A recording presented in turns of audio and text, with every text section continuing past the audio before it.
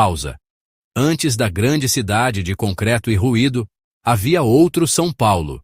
Um São Paulo de florestas verdes, rios limpos e as canções de muitos povos. Muito antes dos primeiros navios portugueses aparecerem no horizonte, esta terra já era antiga e cheia de histórias. Era a casa de nossos ancestrais. Os Tupi, os Guarani, os Tupiniquim e muitas outras nações viviam aqui. Eles conheciam a terra não como um mapa de ruas e bairros, mas como um corpo vivo.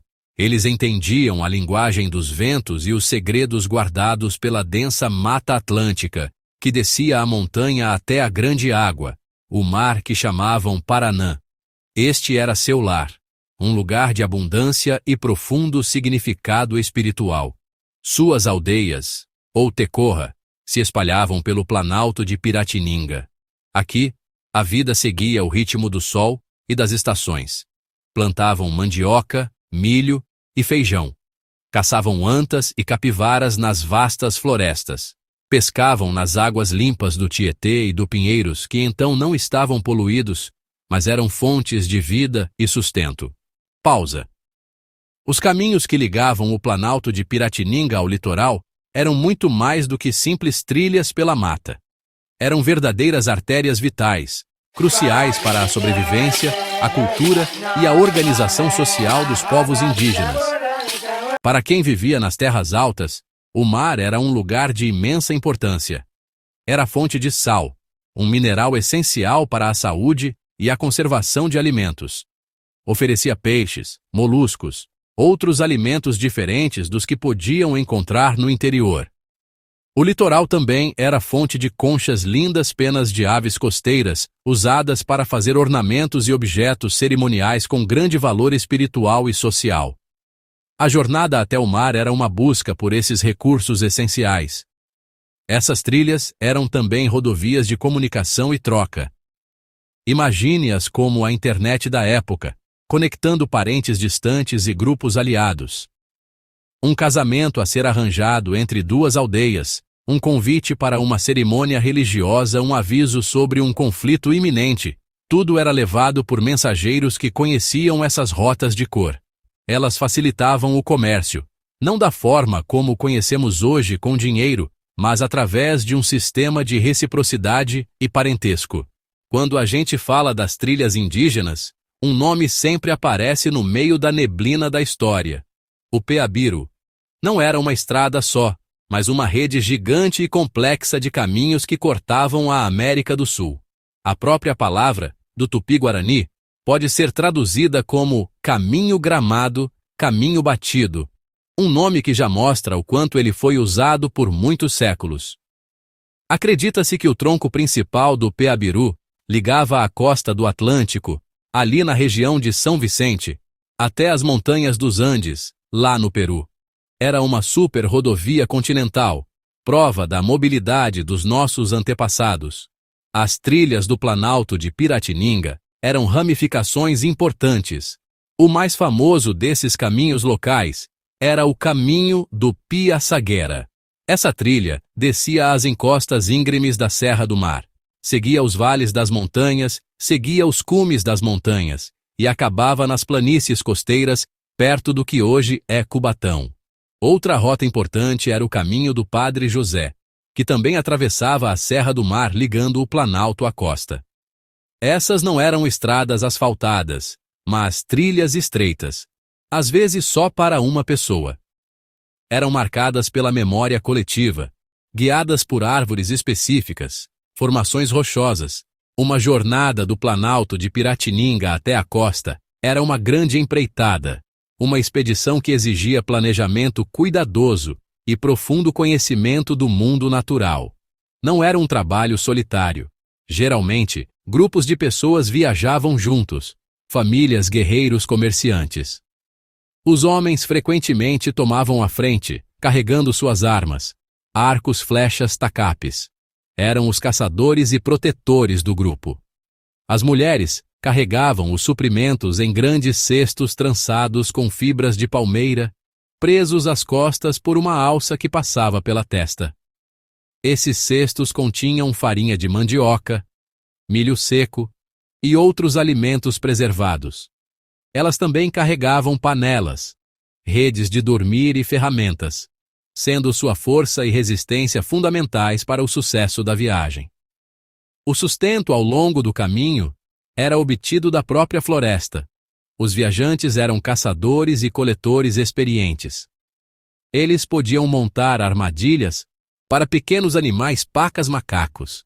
Sabiam identificar as pegadas de uma anta. A jornada pela Serra do Mar era linda, mas também cheia de perigos e desafios imensos que realmente testavam os limites da resistência humana. A própria geografia era o primeiro grande obstáculo. A Serra do Mar é uma cadeia de montanhas íngreme e acidentada, basicamente, uma muralha de rocha e floresta que se ergue dramaticamente da planície costeira. As trilhas eram muitas vezes estreitas, escorregadias com a lama da umidade constante e se agarravam precariamente às encostas íngremes.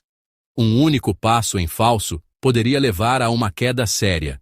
Os viajantes tinham que navegar por ravinas traiçoeiras, atravessar rios caudalosos sobre troncos caídos, vadeando pelas correntes fortes, e subir inclinações íngremes que deixavam até os mais fortes sem fôlego.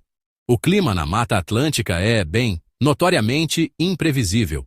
Os viajantes podiam ser pegos por aguaceiros repentinos e violentos que transformavam os caminhos em torrentes de lama e elevavam os rios a níveis intransitáveis.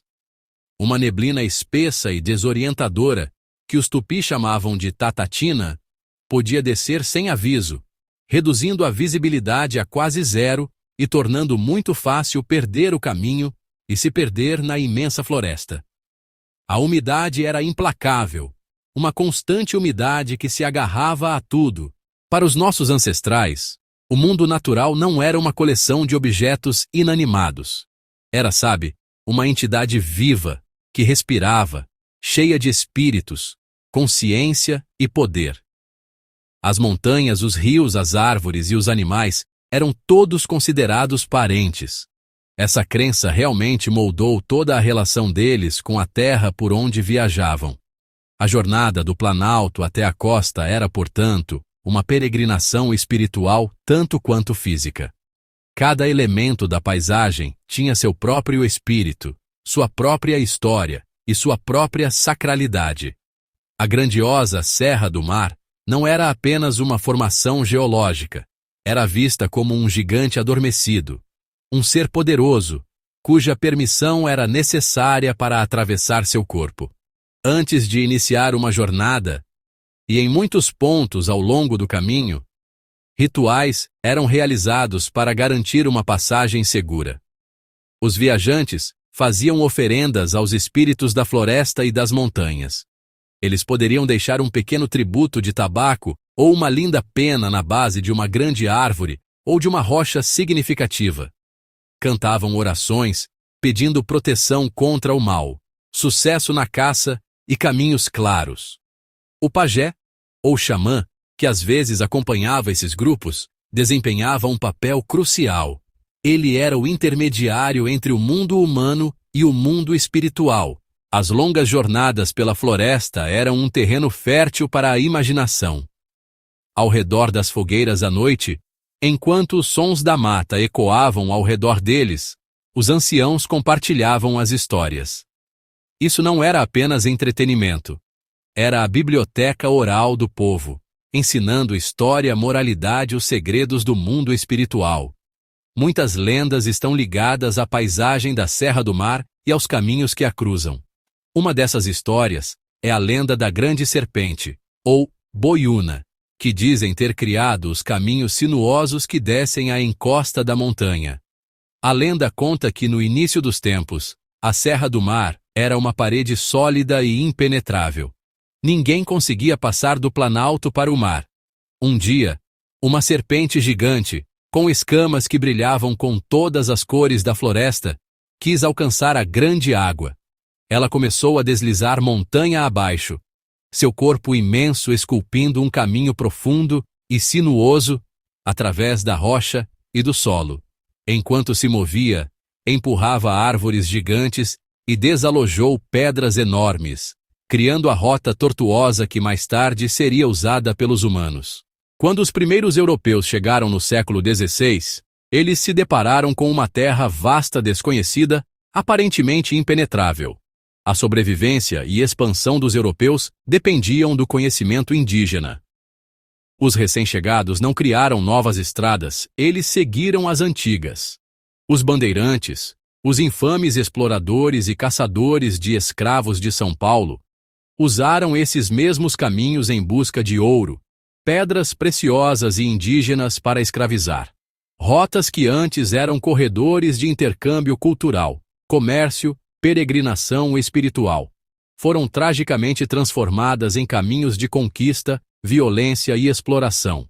As principais rodovias de hoje, Rodovia Anchieta, Rodovia dos Imigrantes, também descem a Serra do Mar ao longo de corredores estabelecidos séculos atrás. O traçado da São Paulo moderna, sua conexão com o Porto de Santos, são todos construídos sobre a fundação dessa antiga rede de transporte indígena. A história das trilhas indígenas é uma história de profunda conexão. Mas a memória é resiliente. Os Guarani-Mbia, por exemplo, ainda vivem em aldeias nos arredores de São Paulo. É um dever sagrado para todos que chamam esta terra de lar.